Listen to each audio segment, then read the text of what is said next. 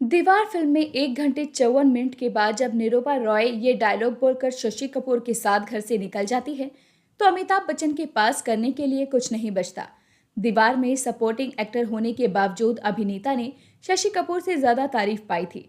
लेकिन जब जब निरूपा रॉय स्क्रीन पर आती, आपके पास सिर्फ उन्हें देखने के अलावा कोई चारा नहीं होता।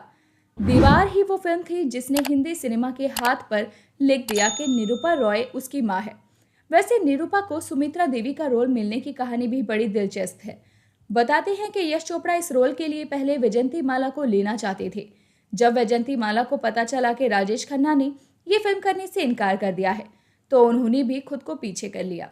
फिर यश जी को ख्याल आया कि वहीदा रहमान का, लेकिन वहीदा कभी कभी में अमिताभ बच्चन के अपोजिट कास्ट हो चुकी थी, तो ये आइडिया भी उन्होंने ड्रॉप कर दिया। आखिर में ये रोल आया निरूपा रॉय के हिस्से में। बाकी सब इतिहास है। खैर, दीवार के बारे में बातें तो खत्म होंगी नहीं, पर आज निरूपा रॉय की बात करते हैं। निरूपा रॉय का असली नाम कोकिला किशोर चंद्र बुलसारा था। वो गुजरात के वलसाड में पैदा हुई थी। निरूपा महज चौथी क्लास तक पढ़ी थी और 15 साल की उम्र में ही उनकी शादी सरकारी मुलाजिम कमल रॉय से कर दी गई थी। एक दिन पति पत्नी बैठकर अखबार पढ़ रहे थे, तो उन्हें एक विज्ञापन दिखा। अभिनेता अभिनेत्रियों की जरूरत है। दोनों मुंबई आ गए, लेकिन कास्ट सिर्फ कोकिला को किया गया। ये उनका और फिल्म इंडस्ट्री का पहला परिचय था। फिर उन्होंने अपना नाम बदलकर निरूपा रॉय रख लिया और 1946 में उनकी पहली फिल्म रिलीज हुई, रनक देवी, जो गुजराती भाषा में थी। इसी साल उनकी पहली हिंदी फिल्म भी रिलीज हुई, अमर राज। और फिर ये सफर चलता गया चलता गया। गुजराती फिल्म इंडस्ट्री की शुरुआत में भी निरूपा का काफी योगदान है। निरूपा रॉय को सिर्फ उनके मां वाले किरदार के लिए याद किया जाता है, लेकिन इस रवायत में उनके पुराने किरदार भुला दिए जाते हैं। शुरुआती दिनों में निरूपा रॉय कई फिल्मों में लीड हीरोइन रही थी। हिंदी सिनेमा की उल्लेखनीय फिल्म 2 बीघा जमीन में भी निरूपा रॉय का किरदार था, जिसने उन्हें स्थापित हीरोइन के तौर पर स्थापित किया। त्रिलोक कपूर के साथ तो उन्होंने 18 फिल्में की थी। भारत भूषण, बलराज साहनी और अशोक कुमार के साथ भी निरूपा ने ढेर सारी फिल्में की थी, जिनमें वो मुख्य किरदारों में थी। निरूपा को शुरुआती दिनों में रूढ़िवादी भारतीय महिला के रोल दिए जाते थे। कहीं वो अपने पति के जूते खोलती दिखाई देती थी, तो कहीं गांव के घर में काम करते हुए। लेकिन इसका उनकी एक्टिंग पर कोई असर नहीं पड़ा। आज के दौर में भी वो बिकनी, पुल और किसिंग सीन पर इतनी हाय तौबा होती है, लेकिन निरूपा ने उस वक्त भी ऐसे सीन बड़े स्वाभाविक तरीके से किए। तांगे वाली, 2 बीघा जमीन, गुण सुंदरी, रानी रूपमती और गरम कोट उनकी यादगार फिल्मों में शुमार है। 1951 में रिलीज हुई फिल्म हर हर महादेव में उन्होंने देवी पार्वती का किरदार इतनी इंटेंसिटी से निभाया कि लोगों ने सच में उन्हें देवी मान लिया था। रामायण में अरुण गोविल की तरह निरूपा के घर के सामने भी लोगों की लाइन लगती थी, जो उनसे आशीर्वाद लेने आते थे। निरूपा के बारे में और दिलचस्प फैक्ट ये है कि 3 फिल्मों में सपोर्टिंग एक्ट्रेस का फिल्म फेयर अवार्ड जीतने वाली वो पहली एक्ट्रेस थी। ये अवार्ड उन्हें मुनीम जी, छाया और शहनाई के लिए मिला था। किसी हीरोइन के 35 पार होते ही उसे मां के रोल थमाने की बॉलीवुड की पुरानी परंपरा है।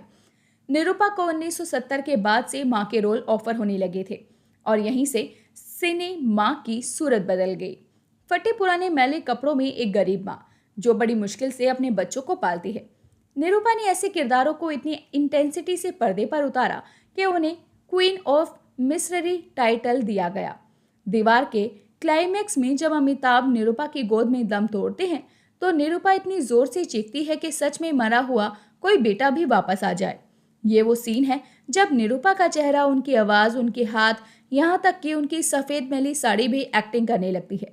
मर्द फिल्म में जब निरूपा का बच्चा अनाथालय में खो जाता है, तब वो बदहवास होकर सड़क पर चीखते हुए भागती हैं।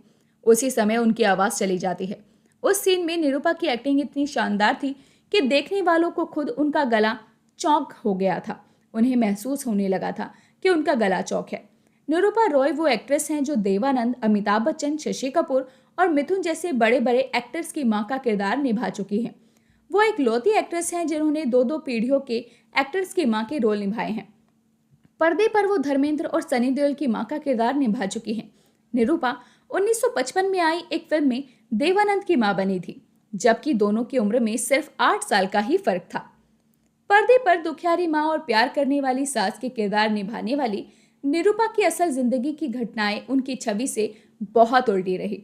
निरूपा के दो बेटे हैं, योगेश और किरण। उनकी छोटी बेटी की पत्नी ऊना रॉय ने निरूपा, उनके पति कमल और उनके बड़े बेटे पर दहेज प्रताड़ना का केस दर्ज करवाया था। ये 2001 की बात है, जब निरूपा के गिरफ्तार होने की भी नौबत आ गई थी। उनकी बहू ने उनके परिवार पर काले धन से जुड़े गंभीर आरोप भी लगाए थे और कहा था कि निरूपा ने उसे घर से निकाल दिया था। उन्हें किसी फिल्मी बेटे ने इतना दुख नहीं दिया जितना उनके बड़े बेटे ने कथित तौर पर दिया है। निरूपा की मौत के बाद उनके दोनों बेटों में प्रॉपर्टी को लेकर अक्सर झगड़ा होता रहा। वैसे ये हैरानी की बात है कि महज चौथी क्लास तक पढ़ी निरूपा ने 1963 में मुंबई के नेपियन सी रोड पर 10 लाख की प्रॉपर्टी खरीदी थी। इस प्रॉपर्टी में 3000 स्क्वायर फीट में फैला घर और 8000 स्क्वायर फीट का गार्डन है। बताते हैं कि अब इसकी कीमत 100 करोड़ के आसपास है। निरूपा की मौत के बाद उनके पति कमल इसके मालिक हो गए, लेकिन कमल की मौत के बाद दोनों बेटों में इसके लिए लड़ाई हो गई। छोटे बेटे किरण का दावा था कि उनके बड़े बेटे योगेश ने निरूपा और कमल को खूब परेशान किया था, जिसकी वजह से दोनों ने ये प्रॉपर्टी उनके नाम कर दी थी।